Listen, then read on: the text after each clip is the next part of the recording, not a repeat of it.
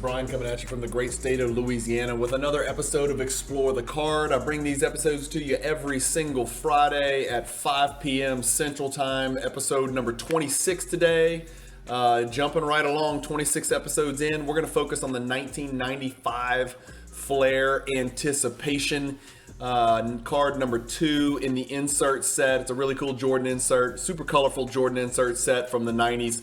So let me switch you guys over to picture-in-picture and get the show going here. We've got a picture of it here. I've got the PSA 10 copy. I always like to share with you guys which copies I have in my possession, so you know exactly how hard I'm pumping Jordan cards, right? I'm always going to pump Jordan cards whether I have a copy or I don't. But we're talking about this one. This is it, 1995 Flair Anticipation. Really beautiful card. The colors just pop on it. There's 2 Ghost Jordans behind him that are kind of like infrared looking almost. Really cool looking card. But anyway, that's the card today. We always like to first begin by looking at the sets that these cards originate from. And so it's the 1995 Flair set. This is a 250 card set. The big rookies in this set are, obviously, I say rookies. Rookie in this set is Kevin Garnett. What's interesting is, and this is a great reminder for the ultra-modern collector out there, a couple of other guys that modern collectors probably don't remember or don't pay any attention to and certainly don't collect or attribute any value to are guys by the name of Michael Finley, who I happen to play against in a street ball game. Antonio McDyess, who was a fantastic player in the NBA. Arvydas Sabonis, who was a Hall of Fame NBA player, whose cards are worth very little, unfortunately. Jerry Stackhouse, Damon Stoudemire, who, believe it or not, I think he was Rookie of the Year, if I'm not mistaken. I got to go back and check that. I probably should know that. And then also Rasheed Wallace. All of those players' rookie cards would have been just as hot as Kevin Garnett's rookie cards in 1995. That much I can assure you, especially Damon Stoudemire and Stackhouse. A lot of people thought Stackhouse was the next Jordan. He was the next Jordan before Vince Carter was the next Jordan, and Kobe was the next Jordan. Stackhouse was the next Jordan. Great NBA player, fantastic NBA player, small collectible, kind of niche in the hobby. Not really that many Stackhouse PC guys out there. The Jordan base cards in this set are card number 15, which I can pull up for you here. Really good looking base card. I love these Flair cards. They're real thick card stock. They're super glossy. A lot of the Flair cards feature a close-up image of the player's face, but then also an action picture of the player in the background. This is Jordan's card number 15. This is a $305 card in PSA 10 condition, so a pretty good value for a base card. It's not like your standard upper deck or your Flair, your collector's choice, top, stuff like that, which is usually around 120, 150, something like that. So a $305 base card. It's also only a pop 114 in PSA 10 condition. The other Jordan card in this set, I'm going to try to jump to it, is card number 235 right here. So it's actually got style written in script, and it's a horizontal card. But again, like I said, features a close-up bust of Jordan with another, action photo of Jordan to the side. But that horizontal card right there that you're looking at is a $171 card, and it is a pop 124 card. There's 9 insert sets from 1995 Flair Anticipation. I'm on Trading Card Database for those of you who are interested. Really good place for you to go check out sets and insert sets and parallels. And if you want to learn more about sets and what insert sets look like and what players are included in insert and parallel sets, there's 9 insert sets, as you can see on the screen here, that I'm sharing with you guys. We're obviously talking about the anticipation set here today. That's we're going to talk about those pack odds in a second. Another really hot set from this, another hot insert set from this 1995 Flair set is Hot Numbers, probably the most popular. And then lastly, New Heights right here. So Hot Numbers, New Heights, and Anticipation sort of get most of the attention. There are some other insert sets that I'm familiar with that some people do collect, but those 3 are really the big 3. And not coincidentally, those 3 also feature Michael Jordan. There's no parallel sets from 1995 Flair that I know of. There's none listed on Trading Card Database, and I'm not aware of any. If anybody knows any, please put something in the comments. But if we look at this anticipation insert set, a lot of you set collectors out there, like me, May want to try to. I'm sorry, I ate some peanuts, so I'm choking on myself every once in a while here on the peanuts. A lot of you might want to put sets together of these insert sets. I've done that with a few insert sets, Scoring Kings, and a couple others. A good friend of mine's putting together the East-West, the Topps East-West Refractor set in PSA 10 condition. Really fun set to put together. But this anticipation set includes 10 players. 6 of the 10 players are Hall of Famers. Probably the worst player in the set, I would have to say, was the number 1 overall pick, ironically, and that would be Joe Smith. He's really the only slouch in here, and he wasn't absolutely terrible. He wasn't a terrible miss, but for a number 1 pick, he probably underwhelmed by most people's standards. Joe Smith's somewhat of the imposter in this 10-player list here. He played for 12 teams over 16 years. He did win Rookie of the Year in his rookie year, and his best year was actually his second year where he went 18-8. But I think most people would describe Joe Smith as a career journeyman.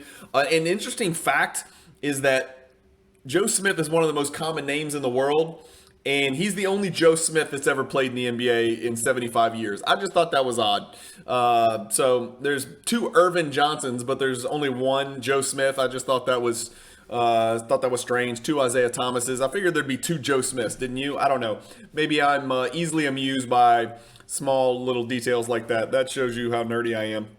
Let's look at the card in more detail. So I've got mine pulled up here. I've got it on your screen. It's really beautiful. It's got anticipation printed over here. And again, just like the base set, these cards are super sheer and glossy on the front. So surface is usually quality. The card stock is very thick. So it's you'll see from the gem rates when we get to them in just a second, it's real easy to keep these cards in good condition, even after 30 years if they've been maintained, in a penny sleeve and a top loader, pretty good condition. So you've got super colorful card. It pops from the jump, just like the hot numbers, and honestly, just like the new heights. So all 3 of these inserts, although they're each distinct and very different, the 3 biggest inserts from this 1995 Flair set all have that in common. Super vibrant, super colorful. This one's obviously, it's got Flair printed in the top left, 95 Flair up there. I don't know if you can see it printed in silver. And then right below it, it's got anticipation in real elegant script vertically on the left-hand side. And then it's got Michael Jordan printed down here at the bottom. He is wearing what I'm pretty sure those are the Concord 11s. I think those are the Concord 11s from what it looks like, wearing his Bulls red, number 23. On the back, remember it's card 2 out of 10, but on the back it says, it seems like every NBA fan has his or her own favorite Michael story. One person says he is the game's all-time leader in scoring average and can throw down 2 from the foul line. That's an odd choice of words. Again, I can't stress enough how corny some of these narratives are. They are usually written by people who did not play the sport of basketball, as you can tell from there. He can throw down 2 from the foul line. I think what they meant was 2, T-O-O. Like he can also throw down, like slam dunk the ball from the foul line. But maybe they meant he can make 2 free throws. That just seems really odd to put in a narrative. Another saw his airness stop on a dime and pump in 3 after 3 in the 1992 NBA Finals. Whether it's a coast-to-coast slam jam or an impossible dunk, Michael Jordan has been the ultimate NBA joyride. I can't help it. I'm sorry. I'm snickering. The narratives are absolutely hilarious.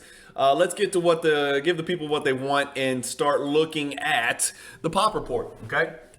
And we'll look at Card Ladder in a second and see what the prices have done and things like that. But what I've got pulled up here, like I always enjoy sharing with you guys, a little table that I've put together showing the PSA 10, the BGS 9.5, so the 2 gem cards, and then the 2 mint cards, PSA 9 and BGS 9.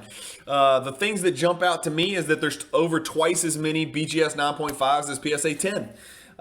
They've been graded about the same, 62 more have been graded by BGS, but the pops of the PSA 10 versus the BGS 9.5 is about half, so a pretty big disparity.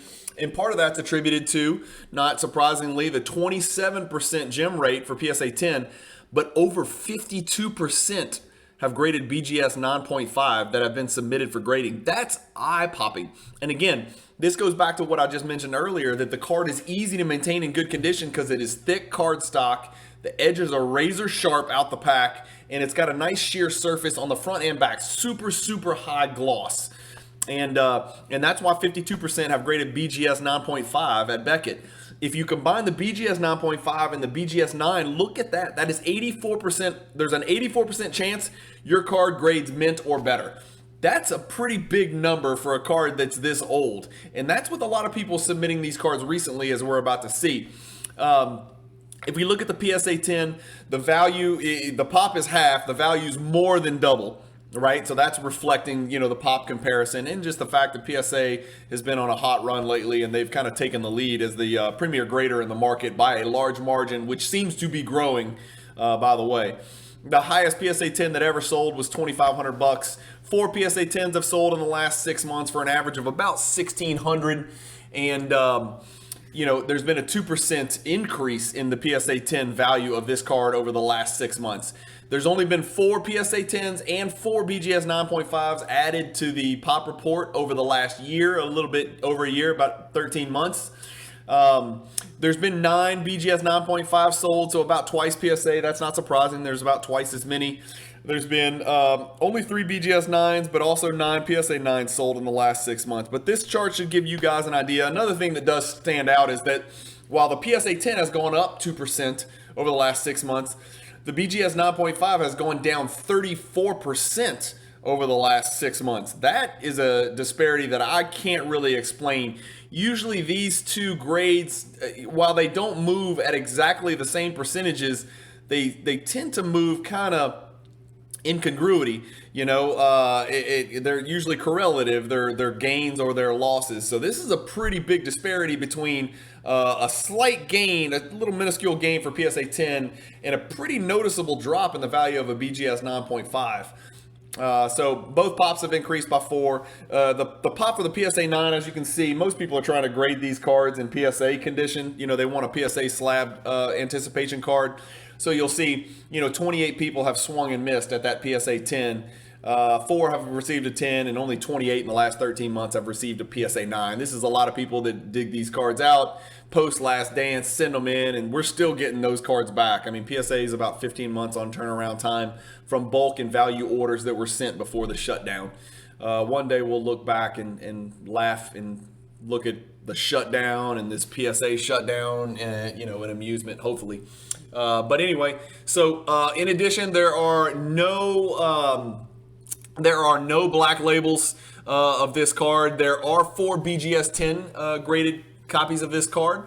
There is no BGS 10 of any other player in the anticipation insert set. So Jordan is the only BGS 10, and there are 4 copies of that. You cannot collect this set for you set collectors that are thinking about it. You cannot collect it in BGS 9.5. You have to go make it. As of right now, there are 3 players that have a 0 pop for BGS 9.5. If you're thinking, okay, fine, I'll go collect this set in PSA 10. Wrong again. You cannot collect this set in PSA 10 because 2 of the players have never even been graded by PSA. Not just don't have PSA 10s, they've never been graded. So you cannot put a PSA 10 set together unless you want to manufacture it yourself, buy raw, send it to PSA, and get it graded. If you are willing to go send a few anticipation insert Joe Smiths to PSA and pay $50 each, then more power to you. Your set will be one of one on Earth. But that's kind of where it stands right now. So if you want to put it together, that's about the only way you're going to get it done. There is a combined 245 gem copies between PSA and BGS of the Flair Anticipation. That's a pretty big number compared to most of the cards we look at on Explore the Card every Friday. How often does this card sell on the open market? 13 times in the past 6 months has a gem copy sold. A total of 25 times has a mint or better copy sold. So not as many as you would suspect. With 245 gem copies out there, you would suspect more than 2 a month would sell. At least I would suspect more than 2 a month. I would have guessed about 25 to 30 would have sold maybe over the last 6 months, maybe 15 to 20, something like that. But 13 sales over the last 6 months for a card with 245 gems out there doesn't seem like a lot. What do we have on eBay? Let's go check. When I search 1995 Flair Anticipation Jordan, I pull up 14 results. You can see there's a 9.5 copy at $649 with 22 hours left. By the time you see this card will have probably ended. Yeah, oh, it'll be ending. So hopefully if you see this video, jump onto eBay, and if you want to bid on that, go for it. As we saw from our little chart here, that BGS 9.5 last sold for $575. So they're starting this auction a little bit more than the last comp. There's also a 9.5 that Rick Probstein has, fresh off his Autograph Fest card show. It's at $305 with 5 days left. There's a raw one that's way overpriced regardless of condition. There's another raw one. There's a PSA 9 for $575. What was our PSA 9 price? $411 was the last sold price. So that one's probably a little bit steep as well. We've got an $899 PSA 9. We've got another PSA 9, a 9.5 that's outrageously priced that no one's really interested in selling. Another 9 for $550, buy it now. Another 9, an SGC 10, okay, for $699. If for all of those who are gamblers and want to crack that SGC and try for a PSA 10, good luck. So that's what we've got for the card itself. If we want to be the gambling type and open some boxes, here's where I always have told you guys, if I don't know the answer to something, I will say I don't know the answer to something. I will never guess, and I will never pretend to know. Oftentimes I'll go get the answer, but this one, I'm not going to answer it for you. Somebody do some research. Let us know in the comments. Educate me and educate the other viewers. It looks to me like there's 3 different types. We know this card comes from 1995 Flair, 1995 Flair Series 2. So I think what we're seeing on here, these different boxes, these are actually 94 Flair, and they pulled up from my 95 search. So these boxes with this old looking dude, this old vintage looking guy on the cover, that's not what you're looking for, okay? That's 94, 95 Flair. You're looking for 95, 96 Flair, or what we call now 95 Flair Series 2, not Series 1, Series 2 if you're looking to pull this anticipation. So you're looking for the horizontal ones with the stack house here. But here's what I don't understand. This looks like a vertical version as well. So I don't know if this is hobby and this is retail. I don't know if that changes your odds. They're both Series 2, but there's no distinction. This one has a wrap that says hobby on it. This one has a wrap that just says Flair. So maybe that's a hobby versus retail. I don't know. Somebody in the comments let us know. Just that way somebody doesn't buy the wrong box. David Adams is a great retailer of sealed wax. Obviously, their prices are usually relatively fair. What do I own and what do I grade? As I've shown you, I own the PSA 10 copy. I really love it. I used to have 2 or 3 copies. I recently listed one and sold it at auction just because I was consolidating and making a move on a much bigger card. I've been doing a little bit of that lately, I do love tons and tons of cards and slabs in my vault and in my house and in my office over here to my right. Thank God y'all can't see what's going on over here in my office. It's chaos right now. I'm trying to move some inventory, but I'm fine with one copy, one PSA 10 copy. If I was going to buy another copy, it's a pretty good time. It's a little bit of a dip, especially on the BGS 9.5. As we looked at on that table, down 34% over the last 6 months. Seems to be a pretty noticeable dip. I'm going to hold mine for a very long time because I like to have one unique copy. If I can get more than one copy, that's fine.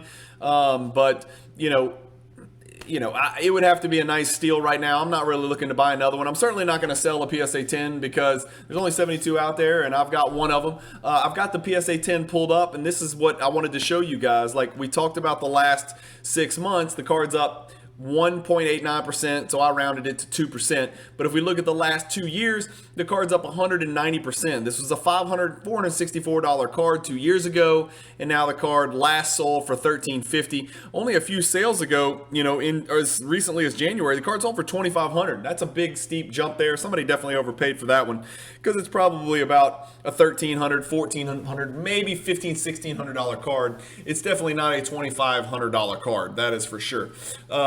At least not at the moment. Will it be one day? Absolutely. I believe it will be. But you can see the average sale price over the last 2 years has been about $1,222. That doesn't really help us because that's pulling in cards that sold, almost 2 years ago, which is a whole different world. But anyway, that's the card right there. There's another version of the card as well. Just eye-popping, gorgeous color. Really, really do like that card. We always sort these cards in the various grades into low, mid, high, and grail. All of these qualify as low-end cards. They're all below $5,000. Until you get over $5,000, I consider it a low-end Jordan insert. Again, that's just my subjective categorization of Jordan inserts. Low is 0 to 5, mid is 5 to 10,000, high is 10 to 20,000, and if it's over 20,000, That's a really nice used SUV or a brand new, Kia. So I would consider that a Grail card. If you could drive a car or buy the card, I consider that a Grail card.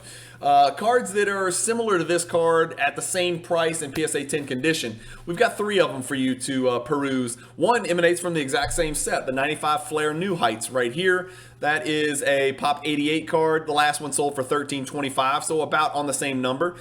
Interestingly enough, in the last 6 months, this card's down a little bit, okay? But also you saw tremendous growth over the last 2 years, just like our Flair Anticipation, 181% up, so almost identical as far as percentage gains. The next card on our list that's in similar, in PSA 10 is a similar value, is the Slick Silver. I've talked about this ad nauseum.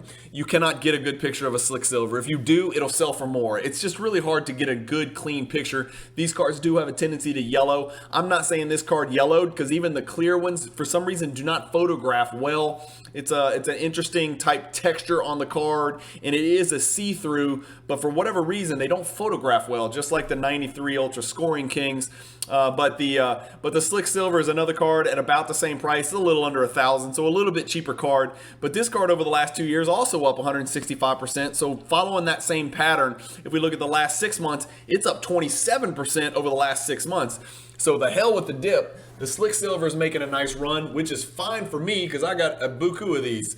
This was one of my favorite inserts. It's not nearly as low a pop as the others.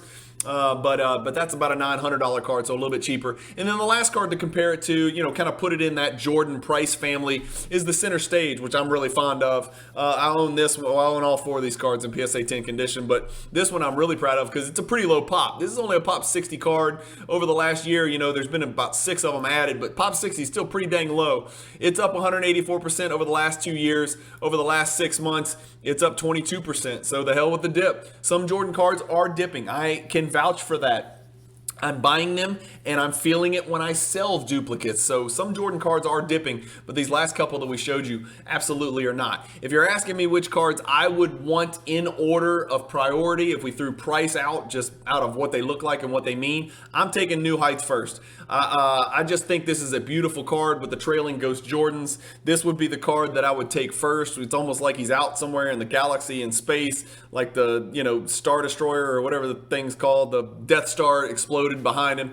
But this would be my card number 1. I would take this Center Stage card number 2. You guys need to hold this one in hand. Just this text and this font up here at the top is just gorgeous on that black backdrop. And then Skybox Premium is one of my favorite products from the 90s. So I'd take Center Stage number 2. I'd actually take quick Slick Silver number 3, even though the picture makes you want to throw up and it's not very inspiring. And then I would take our Anticipation card that's the feature of our episode today as card number 4. So that's my order. Let me know in the comments what order you guys would prefer these cards in if you threw price out the window. I give this Anticipation card a 5 out of 10 on the Cajun cardboard scale of Jordan card relevance. Finally, I said it right. It's a tongue twister. I finally got it right. I give it a 5 out of 10. It's not impossible to find in BGS 9.5. There's 245 combined copies, so it's not a hard card to find. As we've seen, 13 have sold in the last 6 months, so if you wanted a Gem Mint copy, you can always go out and get one. But it's just a beautiful card. Like, this was one of the first cards that I snagged. This card, Warp Speed, Slick Silver, New Heights. These back when I was buying them, it was like $400 to like $800 type dollars. Obviously, they've gone up a lot since I started buying Jordans about 2.5 years ago. But it's just one of those cards, it's like you need to have it, you need to stash it, and you need to just, you can probably get it in a Gem Mint 10 copy if you dedicate a little time and effort into finding a nice PSA 10 or a BGS 9.5 and want to spend a few $100 or a shade over $1,000. So that's it for the episode today, guys. Hopefully you guys enjoyed it. This is a big week for me. I've got a bunch of cards that are worth a lot of money ending at the PWCC auction. I'm trying to get through this episode without vomiting on the screen.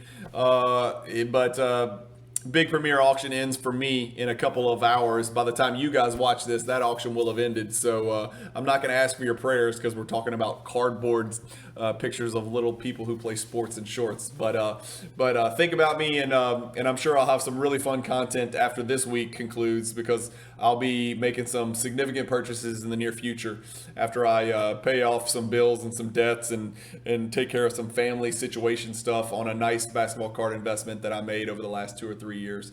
But I will re-inject a great quantity of my sales proceeds back into the hobby because I feel it's an incredible time right now to buy certain Michael Jordan cards, certain LeBron cards for sure. And I know people are usually one or the other, but I am both.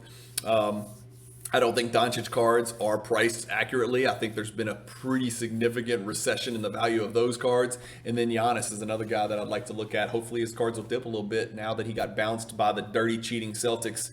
And I can go pick up some more of my favorite modern player, my favorite active player as well. So I'm going to be injecting some money back in the hobby, which is going to make for great content for you guys. So hopefully more fun stuff to come in the near future. A lot of cool mail days, hopefully. That's the plan. So anyway, thank you guys for watching. Again, I give credit to all those sites that I use. You know, PWCC Marketplace is invaluable. Trading Card Database, great place to go to get history behind the sets. Card Ladder Pro member, I recommend it. Go do it. Just do it. Trust me.